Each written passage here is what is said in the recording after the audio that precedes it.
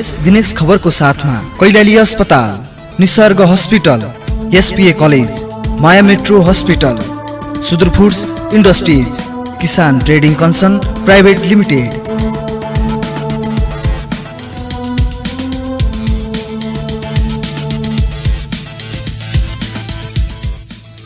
सुदूरपश्चिम प्रदेशको विकासप्रति समर्पित दिनेश एफएम 93.8 मेगाहर्जसँगै लम्कीको लम्की एफएम दिनेश खबरको फेसबुक पेज, मोबाइल र अनलाइनबाट समेत एकैसाथ प्रसारण भइरहेको बिहान 6:30 बजेको दिनेश खबरमा रक्षा भट्टको नमस्कार।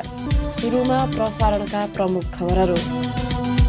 38 वर्ष अघिको दरबन्दीमा सञ्चालित सेती अस्पताल स्तरोन्नतिको विषय फेरि चर्चामा। विशेषज्ञ चिकित्सकसँगै अत्याधुनिक उपकरण थप्ने प्रदेश सरकारको दावी। चाडपर्वको मुखमा सुदूरपश्चिमका सिमानाका भएर सयौं नेपाली रोजगारीका लागि मुगलान पस्दै स्वरोजगारका लागि 3 तहका सरकार उदासीन बनेको गुनासो। सुदूरपश्चिमको अस्थायी मुकाम धनगढीका सडकमा अटाउनै नसक्ने संख्यामा रिक्सा सञ्चालन। व्यवस्थापनमा स्थानीय सरकारसँगै यातायात र ट्राफिक प्रहरी पनि उदासीन। र गौरीफट्टा र खक्रौला नाका भएर कैलाली भित्रिने नागरिकका लागि प्रशासनले मापदण्ड तोक्यो। स्थानीय तह र स्वास्थ्य कार्यालयलाई हेल्थ डेस्क स्थापना गर्न आग्रह। धनगढीमा कोरोना विरुद्धको 2 डोज खोप लगाएका 2 जना संक्रमितको मृत्यु भएको छ। पछिल्लो 24 घण्टामा धनगढी उपमहानगरपालिका 3 का 75 वर्षीय पुरुष र वडा नम्बर 5 का 90 वर्षीय पुरुषको कोरोना संक्रमणबाट मृत्यु भएको सेती अस्पतालले जनाएको छ। 75 वर्षीय वृद्धमा 13 गते र 90 वर्षीय वृद्धमा 14 गते कोरोना संक्रमण पुष्टि भएको सेती अस्पतालका सूचना अधिकारी दिलीप कुमार श्रेष्ठले जानकारी दिए। दुवैले कोरोना विरुद्धको खोप लगाएको उनले बताए। 75 वर्षीय पुरुषमा स्क्रब टाइफस समेत देखिएको सूचना अधिकारी श्रेष्ठले बताए। पछिल्लो 24 घण्टामा अस्पतालमा भएको परीक्षणमा थप 10 जनामा कोरोना संक्रमण देखिएको छ। अस्पतालको प्रयोगशालामा पछिल्लो 24 घण्टामा 56 जनाको कोरोना परीक्षण गरिएकोमा 10 जना संक्रमित थपिएको अस्पतालका सूचना अधिकारी श्रेष्ठले जानकारी दिए। उनका अनुसार हाल अस्पतालमा 12 जना संक्रमित उपचाररत छन्, जसमध्ये 5 जनाको आइसियुमा र 1 जनाको भेन्टिलेटरमा उपचार भइरहेको छ। यस्तै हिजो मात्रै 6 जना बिरामी भर्ना भएको अस्पतालले जनाएको छ।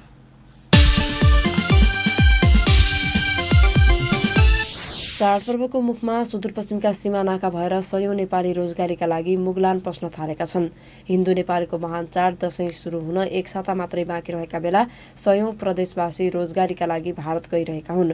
त्रिनगर, गौरीफन्टा र गड्डाचौकी नाका भएर मुगलान पस्नेको संख्यामा कमी आउन सकेको छैन। स्थानीय, प्रदेश र संघीय गरी देशमा 3 तहका सरकार भए पनि युवालाई रोजगारी दिन नसकेका कारण दशैंको मुखमै भारत जानु परेको गुनासो गरिएको छ। सुनौ सहकर्मी रोशन भट्टको रिपोर्ट। शुक्रबार अपराह्न 4 बजे त्रिनगर गौरीफन्टा नाकामा पुग्दा सीमा वारपार गर्नेहरूको घुइँचो थियो। अधिकांश सुदूरपश्चिमेलीहरू दशैं मनाउनका लागि घर फर्किरहेका थिए भने चाडपर्वको मुखमै रोजगारीकै लागि भारत जानेको संख्यामा पनि कमी थिएन। सीमा पार गर्ने तयारीमा रहेका कैलालीको गोदावरीका रामप्रसाद यादव निधारमा रातो टीका सहित काँधमा सानो झोला भिरेर भारत प्रवेश गर्ने लाइनमा थिए। पढाइ खर्च निकाल्न भारतमा काम गर्दै आएका यादव पछिल्लो पटक कक्षा 12 को परीक्षा दिनका लागि घर फर्किएका थिए। साहुले छुट्टीको समय सकिएको भन्दै बोलाउन थालेपछि उनी दशैं छाडेर भारत जान लागेका हुन्। पहिल्यैदेखि अब पहिले त्यतै जान्थे हैन। अब यो पालि अब को समस्या पनि त्यस्तै छ अनि त्यही हुनाले अलि नरमाइलो लागिरहेको छ। अब त्यही भन्न त भने नि अब प्रब्लम हुन्छ घरको हैन, त्यही कारणले अब जान्न। एक्जामको उले आथे हैन, उतै काम गर्थेँ म पहिलेबाट 11-12 देखि नै पहिलेदेखि उतै काम गर्थेँ। अब त्यही हुनाले पनि छिटो आउनु भनेको थियो मलाई उतादेखि। कैलालीकै टिकापुरका प्रिन्स खड्का पनि शुक्रबार त्रिनगर गौरीफन्टा नाका भएर भारत पसे। देशमा रोजगारीको अभाव भएको भन्दै घर खर्च चलाउनका लागि भारत जान लागेको उनको भनाइ थियो। भारतमा रहेका आफन्तले जागिर लगाइदिने भनेपछि उनी दशैं तिहार लगायतका पर्व छाडेर भारत जान लागेका हुन्। देशमा स्थानीय, प्रदेश र संघीय सरकार भए पनि रोजगारीका लागि भारत जानुपर्ने बाध्यताको अन्त्य नभएको गुनासो उनको थियो। खर्च निकाल्नलाई गाउँ जानको हैन भयो नि, अब किन नआउनु, घरमा आमा बुवालाई छोडेर आउनु पर्दा पीडा त बेग्लै हुन्छ नि हैन। अब के गर्नु त, त्यस्तै छ। मैले आफ्नो अब 20 वर्ष पुगिसकेको पनि अब के घरबाट मागिराख्नु त। अब नराम्रो त कसलाई लाग्दैन र आफ्नो दशैं दिपावली महान चाडहरूको आफ्नो हैन। हिन्दू नेपालीहरूको महान चाड बडा दशैं सुरु हुन 1 साता मात्रै बाँकी रहेको छ। यो समयमा घर परिवारसँगै महान पर्व बडा दशैं मनाउनका लागि विभिन्न ठाउँमा रोजगारी गर्दै आएकाहरू जन्मघर फर्किरहेका छन्।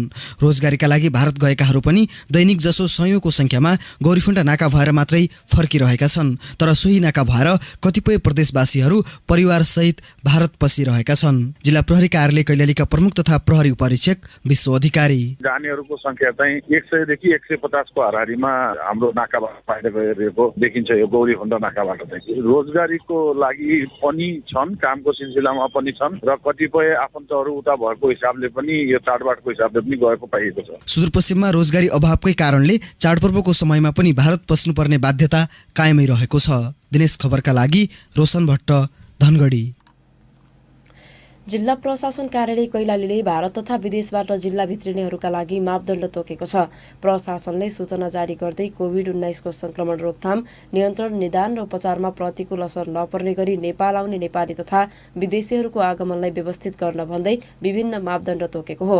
नेपाल सरकार मन्त्री परिषदको असोज 11 गतेको निर्णय कार्यान्वयन गर्न जिल्ला कोभिड व्यवस्थापन समितिको बैठक बसी नेपाल प्रवेशका लागि सहजीकरण गरिएको सूचना मार्फत जनाइएको छ। स्थलमार्ग मार्फतबाट नेपाल प्रवेशका लागि धनगढी उपमहानगरपालिका स्थित कैलाली भन्सार नाका र टिकापुर नगरपालिका स्थित खक्रौला भन्सार नाकामा सम्बन्धित स्थानीय तह स्वास्थ्य कार्यालय कैलालीबाट हेल्थ डेस्क स्थापना गरी सञ्चालनमा ल्याएर नेपाल प्रवेशमा सहजीकरण गर्न भनिएको छ। यस्तै भारतीय नागरिकले प्रवेश गर्नुभन्दा अगाडि 72 घण्टाभित्रको कोरोना परीक्षण रिपोर्ट, विदेशबाट नेपाल आउने व्यक्तिले भर्नुपर्ने अनलाइन फारम भरी सोको प्रिन्ट ल्याई आउनुपर्ने सूचनामा उल्लेख छ। यसैगरी कुनै व्यक्तिमा कोभिड-19 को लक्षण देखिए एन्टिजेन परीक्षण गरी नेगेटिभ आए मात्र नेपाल प्रवेश गर्न दिइने र अन्य मापदण्ड विदेशबाट नेपाल आगमन हुने, नेपाल प्रस्थान गर्नेहरूको यात्रा व्यवस्थापन सम्बन्धी आदेश बमोजिम हुने प्रमुख जिल्ला अधिकारी खगेन्द्र रिजालद्वारा हस्ताक्षरित सूचनामा उल्लेख छ।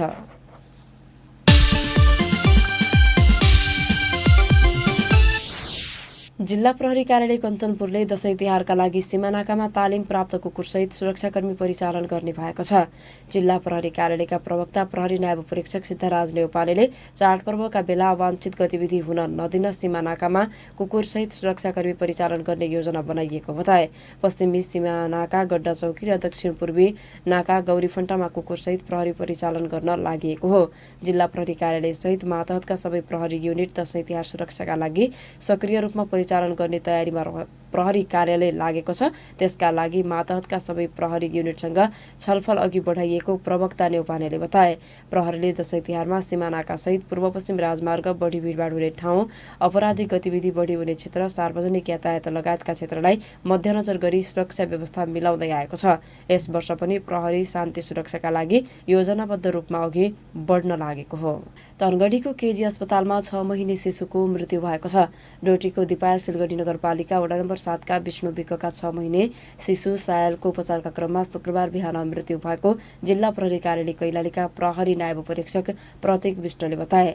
मृतकका आफन्तले चिकित्सकको लापरवाहीका कारण शिशुको मृत्यु भएको आरोप लगाएका छन्।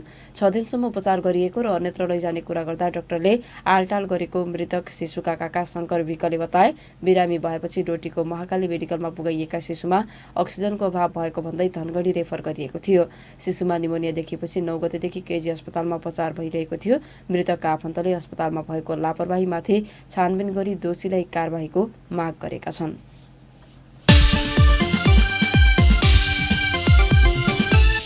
38 वर्ष अघिको स्वीकृत दरबन्दीमा सञ्चालित सेती प्रादेशिक अस्पताल स्तरोन्नतिको विषय फेरि चर्चामा आउन थालेको छ। हरेक चुनावमा प्रमुख एजेन्डा बन्दै आएको प्रादेशिक अस्पतालको स्तरोन्नतिको विषय फेरि चर्चामा आएको हो। सुदूरपश्चिमका झण्डै 30 लाख जनसङ्ख्यालाई स्वास्थ्य सेवा दिँदै आएको प्रादेशिक अस्पताल 38 वर्षदेखि स्तर वृद्धि भएको छैन। 3 पटक नाम परिवर्तन भएको अस्पताल अहिले 321 शय्यामा सञ्चालन गरिएको छ। तर अस्पतालसँग सरकारको 50 र विकास समितिबाट 75 गरी 125 शय्याको मात्र स्वीकृति छ। 300 शय्यामा स्तरोन्नति गर्दै विशेषज्ञ चिकित्सक र अत्याधुनिक उपकरण थप्ने प्रदेश सरकारको दाबी छ। सुनौ सहकर्मी कमल साउदको रिपोर्ट। कैलालीका नागरिकलाई स्वास्थ्य सेवा प्रदान गर्न विक्रम सम्वत 1997 सालमा धनगढीमा जिल्ला अस्पताल सञ्चालन भयो। कैलाली जिल्ला अस्पताललाई 2040 सालमा सेती अञ्चल अस्पतालमा स्तर उन्नति गरियो। अस्पताललाई 50 शय्याको स्वीकृति दिएको थियो। अस्पताल व्यवस्थापन समितिले 75 शय्या थप गर्दै अस्पताल 125 शय्यामा सञ्चालन गरियो। प्रदेश सरकार गठन भएसँगै सेतीलाई प्रादेशिक अस्पताल नामाकरण गरियो। अस्पतालमा बिरामीको संख्या धेरै भएको भन्दै अस्पताल प्रशासनले 321 शय्यामा अस्पताल सञ्चालन सञ्चालनमा छ, तर अस्पतालमा उपकरण, जनशक्ति तथा भौतिक संरचनाहरू थपिएका छैनन्। सेती प्रादेशिक अस्पतालका सूचना अधिकारी दिलीप कुमार श्रेष्ठ 321 बेड त सञ्चालन गरिराखेका छौँ, तर अब जुन हाम्रो जुन पनि किसिमको दरबन्दीहरू छ, भौतिक संरचनाहरू छ, त्यो चाहिँ 125 बेडको मात्रै छ कि जुन 2040 सालमा 50 बेडको जुन दरबन्दीहरू थियो त्यो नै अहिलेसम्म कायम छ। त्यसमा कुनै पनि अपग्रेड भएको छैन। त्यो हिसाबले चाहिँ दरबन्दीहरू, भौतिक संरचनाहरू, अन्य सबै सुविधाहरू सबै 300 बेडकोमा चाहिँ अपग्रेड गर्न एकदमै आवश्यक छ। सुदूरपश्चिमका झण्डै 30 लाख जनसङ्ख्यालाई स्वास्थ्य सेवा प्रदान गर्दै आएको अस्पताल 38 वर्षदेखि स्तर वृद्धिको पर्खाइमा छ। प्रदेश सरकारले 300 शय्यामा स्तरोन्नति गर्न प्रक्रिया अगाडि बढाएको छ। सानो क्षेत्रफलमा रहेको अस्पतालमा भौतिक संरचनाको समेत अभाव छ, तर प्रदेश सरकारले 9 तलाको अत्याधुनिक भवन बनाउँदै सरकारी स्वीकृतिमा अस्पताल सञ्चालन गर्ने दाबी गरेको छ। सुदूरपश्चिमका सामाजिक विकास मन्त्री लालबहादुर खड्का नयाँ राम्रो मोडलको तल पार्किङ भएको 8-10 तलाको आधुनिक टाइपको अस्पताल बनाउनका लागि DPR का लागि त्यसको विस्तृत चाहिँ अध्ययन गरेर गुरुयोजना बनाउनका लागि हामीले 1 करोड रुपियाँ छुट्याएको, त्यसको खुला टेन्डर निकाल्छौँ। राम्रो DPR बनाइसकेपछि अनि त्यो अनुसार केन्द्र सरकारले पनि पैसा हाल्छु भनेर माग गर्छौँ र यहाँ पनि हामी पनि केही बजेट राखेर अस्पताललाई 300 शय्याको बनाउने निर्णय गरेको भन्दै प्रदेश र प्रतिनिधि सभाको निर्वाचनमा प्रचार समेत गरिएको थियो। चुनावमा कांग्रेस उम्मेद्वार आरजु राणा देउवाले 300 शय्यामा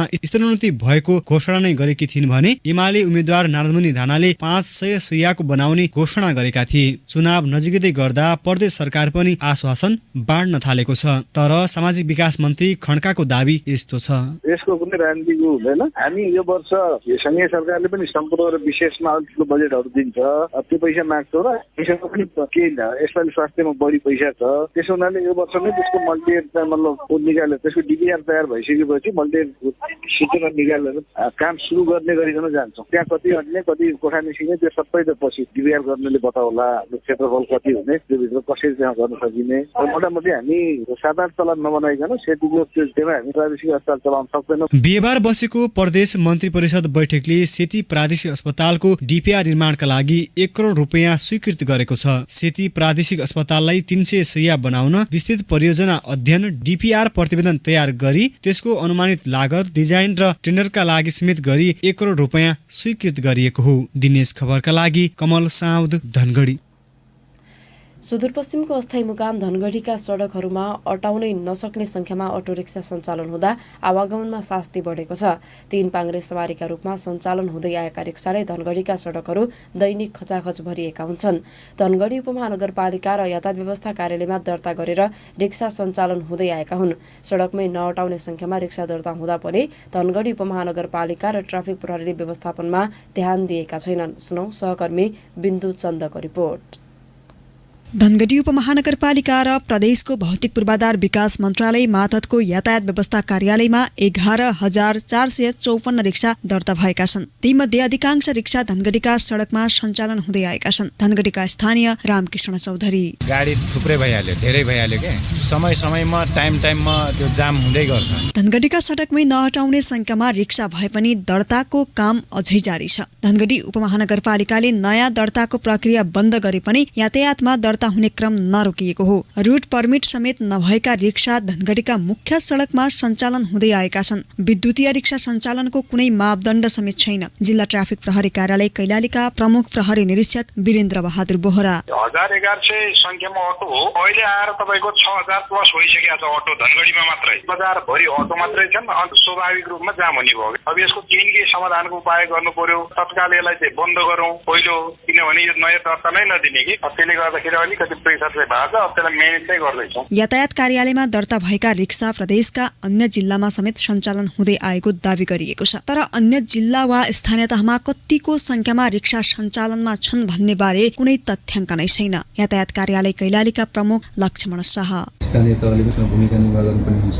किनभने उहाँको एरिया हो, स्थानीय तहको एरिया हो भने स्थानीय तहले त एउटा निश्चित मापदण्ड बनायो भने हामी त्यसलाई कार्यान्वयन गर्ने र त्यही अनुसार हामी सञ्चालनमा हुने हो। विद्युतीय रिक्सा व्यवस्थापनको मुद्दा उपमहानगरपालिकाको टाउको दुखाएको विषय भएको छ, तर व्यवस्थापनमा कुनै पहल भएको छैन। उपमहानगरपालिकाका प्रवक्ता सन्तोष मुडभरेको भनाइ भने यस्तो छ। आवश्यकता भन्दा बढी अटो दर्ता भइसकेको र अन्य ठाउँको सिफारिसमा दर्ता भएको अटोहरू पनि यहाँ चलिरहेको, त्यस कारणले गर्दाखेरि अप्ठ्यारो भएको हो। यसैको समस्या समाधान गर्नको लागि भनेर हामीहरूले सम्बन्धित पालिकालाई नै पठाउने भनेर पुरा निर्णय भएको थियो, तर पछिल्लो चरणमा मन्त्री स्तरीय निर्णयले त्यो बदर गरिदियो। त्यो बदर भएको हुनाले हामीलाई समस्या भयो र एकचोटि रुट बनाउने भन्ने प्रक्रिया पनि सुरु भयो। रुट बनाउने क्रममा कोरोना आयो, त्यसले पनि डिस्टर्ब गर्यो र पछिल्लो चरणमा बाटोहरू पुनर्निर्माण हुँदैछ। यसले गर्दा अलिकति हामीलाई रुट बनाउन समस्या भयो। दिनेश खबरका लागि बिन्दुचन्द, धनगढी। शुक्लाफाटा राष्ट्रिय निकुञ्ज आन्तरिक तथा बाह्य पर्यटकका लागि खुला गरिएको छ। पर्यटकीय गतिविधिका लागि निकुञ्ज खुला गरिएको विश्वव्यापी संक्रमणका रूपमा फैलिएको दोस्रो चरणको कोरोना भाइरसको भयावह परिस्थितिलाई मध्यनजर गर्दै वैशाखदेखि बन्द गरिएका पर्यटकीय गतिविधि निकुञ्जमा खुला गरिएका हुन्। हात्ती सफारी बाहेक पर्यटकीय गतिविधिका लागि निकुञ्जमा नियमानुसार अनुमति लिई प्रवेश खुला गरिएको निकुञ्जका प्रमुख संरक्षण अधिकृत डिलबहादुर पुनले बताए। जंगल सफारी, जंगल वाक, र्याफ्टिङ तथा डुङ्गा विहार, क्याम्पिङ र फिसिङ लगायतका पर्यटकीय गतिविधि खुला गरिएको उनले जानकारी दिए। निकुञ्ज प्रवेश गर्नेले तोकिएका स्वास्थ्य सुरक्षाका मापदण्डको पूर्ण रूपमा पालना गर्नुपर्ने उनले बताए। अनिवार्य रूपमा मास्क तथा सेनिटाइजरको प्रयोग गर्नुपर्ने र जंगल सफारी तथा जंगल वाकमा जाँदा अनिवार्य रूपमा नेचर गाइड साथमा हुनुपर्ने पुनले बताए।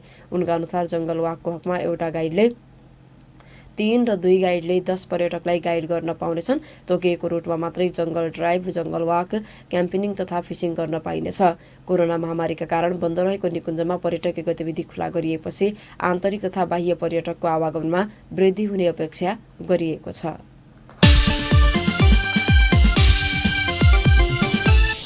महालेखा परीक्षकको 58औं प्रतिवेदन सार्वजनिक भएसँगै सुदूरपश्चिम प्रदेशका स्थानीय तहहरूले आर्थिक अनुशासन पालना नगरेको तथ्य खुलेको छ। स्थानीय तहमा आर्थिक अनियमितताको चाङ नै लागेको छ। महालेखा परीक्षकको प्रतिवेदन ल्याएका बेरुजु उप उजुरी लाग्छ कि लाग्दैन भनेर हाम्रा सहकर्मी नारायण अवस्थीले महालेखा परीक्षकको कार्यालयका सहायक प्रवक्ता नेत्र प्रसाद पौडेलसँग कुरा गरेका छन्।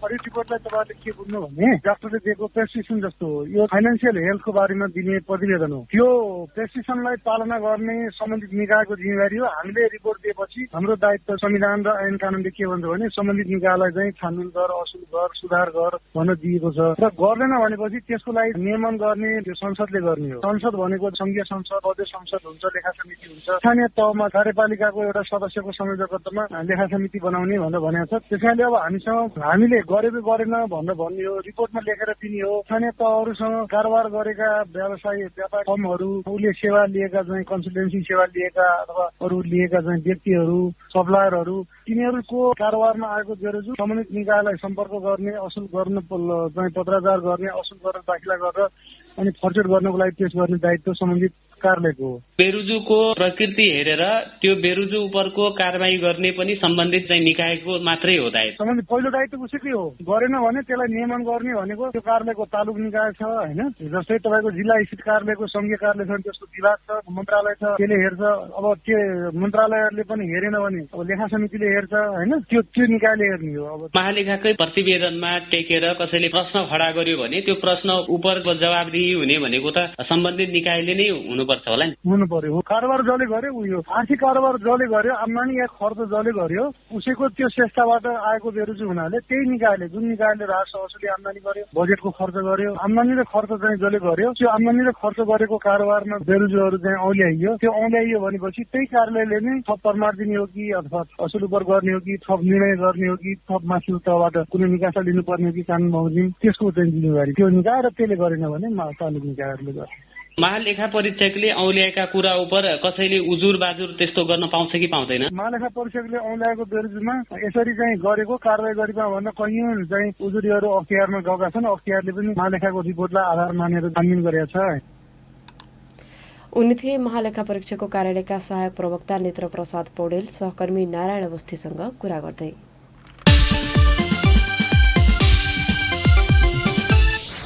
डोटीमा दशैं विदामा पनि विद्यालयहरूले पठन पाठन गर्ने जनाइएको छ। जिल्लाको बोक्टान फुटसिल गाउँपालिकाले दशैं विदाको समयमा पनि गाउँपालिकाका सबै सामुदायिक विद्यालयहरू खुला रहने बताएको छ। हिजो एक सूचना जारी गर्दै गाउँपालिकाका सामुदायिक विद्यालयहरू केही समय अगाडि मात्रै खुलेको र कोभिडले पठन पाठन प्रभावित भएकाले दशैं विदामा समेत पठन पाठन गरिने जानकारी दिइएको छ। पहिले जस्तो दशैं विदा नदिइने जनाउँदै यसपालि गाउँपालिकाले दशैं विदा छुट्याएको छ। असोज 26 देखि 31 सम्म मात्र विदा रहने पालिकाले जनाएको छ।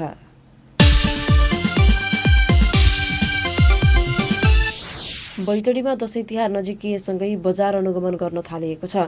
संयुक्त बजार अनुगमन टोलीले पहिलो दिन शुक्रबार खौडपे बजारका 33 पसलबाट 25,000 बराबरको लेबल नभएका र म्याद नागेका सामान बरामद गरी नष्ट गरेको छ। जिल्ला प्रशासन कार्यालयका नायब सुब्बा प्रकाश सिंह कार्कीका अनुसार विभिन्न किराना पसल, मदिरा पसल तथा होटेलमा अनुगमन गरिएको छ। कालोबजारी नियन्त्रण गर्ने, म्याद गुज्रेका सामग्री बिक्री वितरणमा रोक लगाउने र उपभोक्ता अधिकारका विषयमा जानकारी दिने उद्देश्यले अनुगमन गरिएको हो।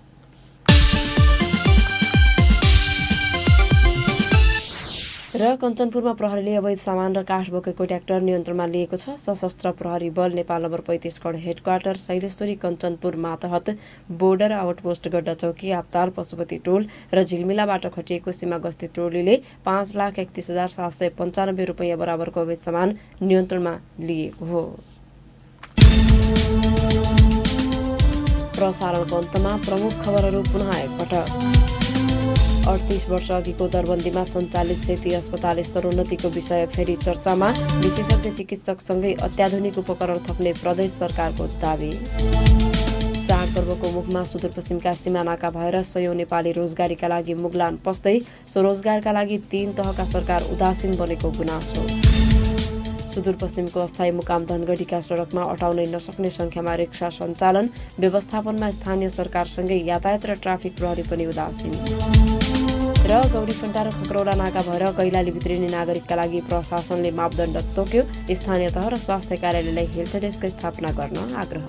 यस दिनेश खबरको साथमा कैलाली अस्पताल, निसर्ग हस्पिटल, एसपीए कलेज, माया मेट्रो हस्पिटल, सुदूर फुड्स इन्डस्ट्रिज, किसान ट्रेडिङ कन्सर्न प्राइभेट लिमिटेड। अवस्था दिनेश एफएम 93.8 मेगाहर्ज सँगै लम्कीको लम्की एफएम दिनेश खबरको फेसबुक पेज, मोबाइल र अनलाइनबाट समेत एकैसाथ प्रसारण भइरहेको बिहान 6:30 बजेको दिनेश खबर सकियो।